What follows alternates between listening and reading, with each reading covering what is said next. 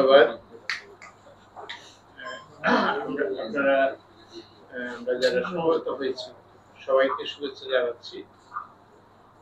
আমার মনে হয় যে অ্যাপসটির বিষয়ে যা বলা হয়েছে সংক্ষেপে এটা আপনারা সবাই এটা বুঝতে পেরেছেন।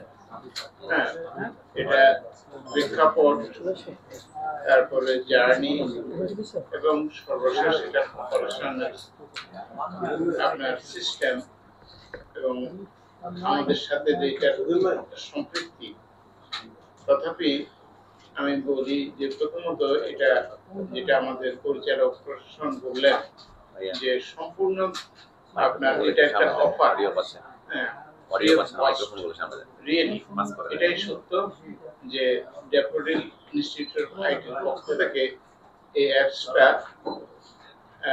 বলা যায় যে আমি যোগদান করার পরপরই এখানে অফার করা হয়। এর সাথে আরো কিছু সফটওয়্যারের অফার ছিল মিনিস্ট্রিতে।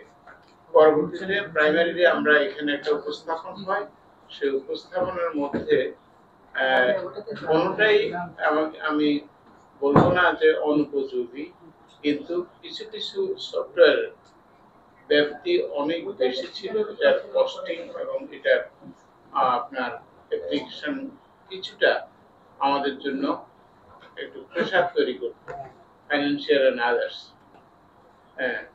কিন্তু এই বাজার দর যেটা অ্যাপ্লিকেশনটা ছিল অত্যন্ত সহজ। সেক্ষেত্রে সেদিনকার উপস্থাপনার সিদ্ধান্ত আরো যারা ছিলেন সবার সিদ্ধান্ত মোতাবেক এটাকে আমরা বাস্তবে প্রাইমারি মতামত দিই এবং সেই মতামতের প্রেক্ষিতে daffodil institute of information technology এবং পার্টিকুলারলি অ্যাপস এর নির্মাতা ইব্রাহিম এবং ওনাদের যে অধ্যক্ষ জনাব সাখাওয়াত হোসেন মিলে বিভিন্ন সময়ে তাদের সাথে আমাদের যোগাযোগের মাধ্যমে এই অ্যাপসটা এখন প্রয়োগযোগ্য একটা প্রাথমিক রূপে আমরা পাই। প্রয়োগের প্রাক্কালে আমরা একটা আমাদের অধিদপ্তর থেকে অবশ্যই ধারণা করি যে একটা অ্যাপস শুধু চালু করলে হবে না, এটাকে কন্টিনিউ করতে হবে এবং সময়ের সাথে মিলিয়ে এটাকে আপডেট রাখতে হবে। তখন আমরা ওনাদের সাথে একটা চুক্তিতে আবদ্ধ হওয়ার আমরা প্রয়োজন বলে মনে করি এবং যেটা আজকে হতে যাচ্ছে। সেক্ষেত্রে বিভিন্ন সময় এটার যেটাকে সার্ভিস বলা হয় আপ টু ডেট করার জন্য বা কোনো করার জন্য ওনাদেরকে আমরা একটা এমইউতে একটা সিস্টেমের মধ্যে দিয়ে ওনাদের কাছ থেকে এটা পাবো।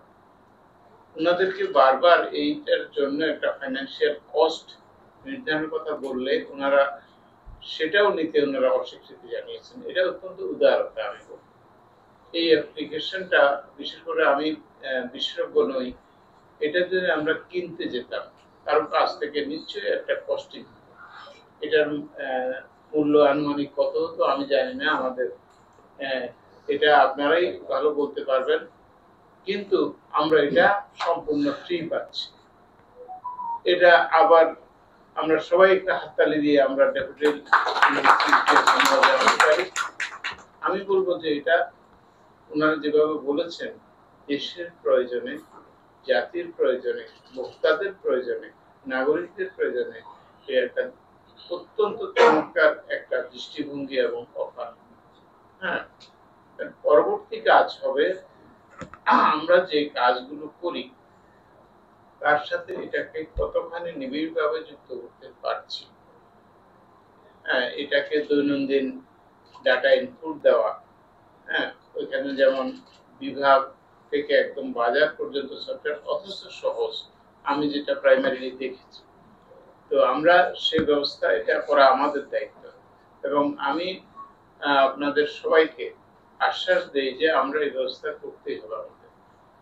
বস্তুত বাজার দর সম্পর্কিত আরো 2-4টা সফটওয়্যার আছে এবং পার্টিকুলারলি কিছু সরকারি প্রতিষ্ঠানের বা কৃষি বিপণনের কিছু সফটওয়্যার আছে, ওগুলো প্যারালাল চলবে, ওগুলোর সাথে আমাদের কোনো প্রতিযোগিতা নেই।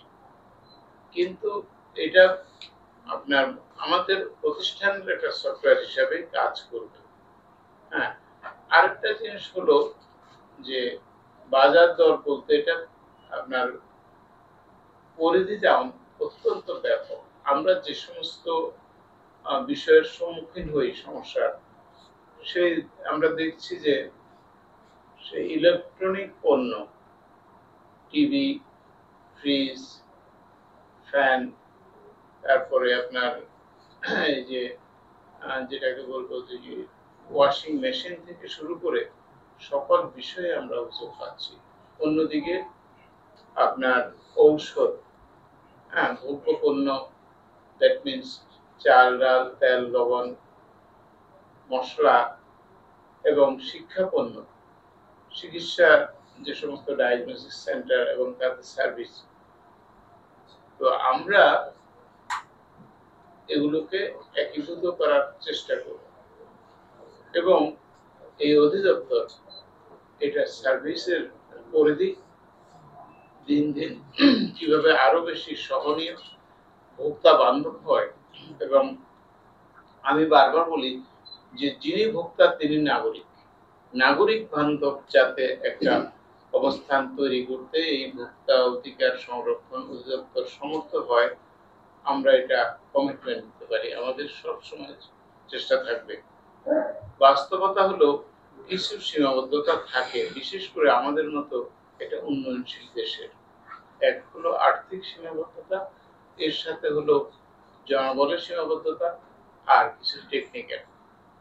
কিন্তু আমি অন্তত যোগদান করার পর আমার উপলব্ধি হলো